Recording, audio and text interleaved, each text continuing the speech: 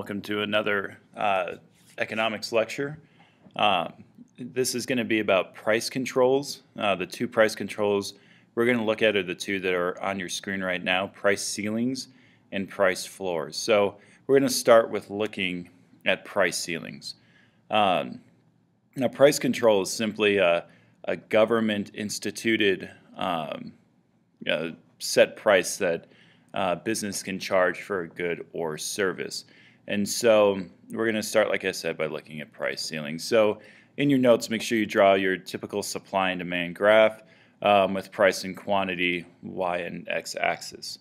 Now you'll see in the bottom corner here a picture of apartment buildings, and there's a reason why we have that.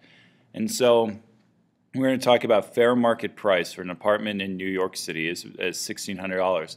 That's going to be for what we call studio apartments. So you're going to have a kitchen, a bathroom. It'll be about the size of a typical classroom at Valor. Hence the reason why you see the pictures down here in the side here. And so when we talk about fair market price, we can also talk about that as the market clearing price or the equilibrium price. So and again, before you continue to listen to this, maybe pause it and see if you can pick out where $1,600 would go on your graph. All right, so if that's market clearing price, then $1,600 is going to be where the supply and demand curves meet. So New York City has what we call rent controls, which are price ceilings. You can see down there at the bottom, where do you think a price ceiling is set? Below or above the market price? Now, don't get confused. A lot of times people think ceilings, they think top. There's a couple of ways you can remember where price ceilings go. One is by the definition of what a price ceiling is. It's the highest price a business, or in this case, a landlord, can charge to rent an apartment. Another easy way to remember is in economics, down means up and up means down, and so a ceiling is going to be set probably at an opposite place of where you might have thought. A price ceiling is actually set below the equilibrium price. Again, it's the highest possible price that a business can charge for the good or service. As you can see right there, the highest price that can be charged in the market. In this instance, the market is the market for apartment buildings. All right, so rent controls are prices set by, like I said, government to keep the prices of apartments down. And a lot of people say, well, why do they do that? Because you're going to see there's going to be problems with this. Remember, most politicians either A, aren't educated in economics, only a small percentage, it's less than 30%, have a background in economics. And most, again, politicians are worried about what most people are worried about, keeping their jobs. And so in New York City, the government sets the highest price that can be charged for a one-bedroom apartment or a studio apartment at $1,200. Landlords legally can't charge above that. They legally cannot charge above the $1,200. And if they do, if they're found doing that, they can be fined pretty heavily. All right, so look at the graph. What do you think occurs when a price is set below the equilibrium price? And that's where a price ceiling is set. Remember, this is where the price ceiling contacts the demand curve. This is where the price ceiling contacts the supply curve.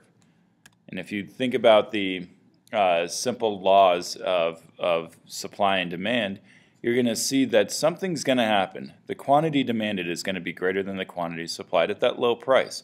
People are going to want more apartments at that low price. Suppliers aren't going to be willing to build more apartments or offer apartments at that lower price. And so quantity demanded is going to be greater than quantity supplied, here found at the bottom. There's quantity demanded right there. Remember, that's a point on the graph. There's quantity supplied right there. Remember, that's a point on the curve. All right, remember, price does not change supply or demand. It only changes quantity supplied or demand. All right, so anytime quantity demanded is greater than quantity supplied, there's going to be a shortage in the market. And so people who want apartments, and that's that area, that rectangle right there, people who want apartments can't typically get apartments in New York City because of the shortage that's happening in the market. All right, so like I said, the number of apartments landlords are willing to supply at this price, that's QS, that's quantity supplied right there. Bam, quantity supplied. The number of people are willing to rent apartments at is at that price. All right, so like I said, there's going to be a shortage. Now price ceilings lead to a couple of things. First, they lead to bias in the market. Think about it. If you're a landlord and you've got an abundance of qualified renters and you can only rent to a small few because there's a shortage, you're going to probably pick people maybe based on race. Maybe you base it on gender. Maybe you base it on looks. But bias is going to enter into the market. In addition, and ask me in class my story about Friends, the TV show, because this comes up. And a black market is going to ensue as well. In other words, people are going to illegally rent apartments above the price ceiling, and it's something called subletting. Again, ask me about the Friends episode that talks about this. All right, so there's a shortage. So if you're looking for an apartment in New York City, let's say you've moved there, you're going to find that there's a shortage of apartments in New York City. And so this is going to have to either you're going to have to know someone or you're going to have to maybe get lucky in finding an apartment. But apartments are very rare to rent in New York City because of these price controls. All right, so remember, a price ceiling is the highest price a seller can sell the product. Another place that this happens are at concerts. Now, I pick Garth Brooks because it's my PowerPoint. You could pick 50 Cent maybe if you wanted to, but concerts are no different. Stadiums are no different. They put price ceilings on certain seats so as to create a shortage. And you've seen the black market ensue if you've been to a concert or a sold-out football game or baseball game. The Rockies probably haven't sold out in a while, but if you've been there, you see there are people scalping tickets. That's a black market. All right, people are now trying to meet at equilibrium, what people are willing and able to pay, and what suppliers are willing to sell that product at. And so you might see this, like I said, at concerts. And the reason why they do that, the reason why they set price ceilings at concerts, is simply because they want it to be sold out, right? It's going to look a lot better at this picture. Now it's pixelated a little bit, but this picture looks a lot better when you have a sold out crowd, as opposed to if you let the price go high and you don't sell out, empty seats. And so stadiums don't like to see that, neither do concert bookers. And so they'll artificially set the price ceilings low to create a shortage of tickets, and hence the reason why places sell out. Places wouldn't have a problem selling out if they allowed fair market price to commence, but you may have some empty seats. All right, the next thing we're going to talk about is price floors, and I'll try to be as brief as possible. All right, in 1975, it's hard to see up there, but to fly from Chicago to Minneapolis cost $169. The same distance, and I'm going to put this up here, the same distance was flown between San Francisco and Los Angeles, but it was only $69. So why the difference? All right, the same number of people were flying, the same number of airplanes, the same distance. So why the difference in price of these airfares? What's the difference between the two routes? All right, you might have seen that one's interstate, meaning it's between states, and one's intrastate, inside the states. That makes all the difference in the world. All right, draw your supply and demand graph again.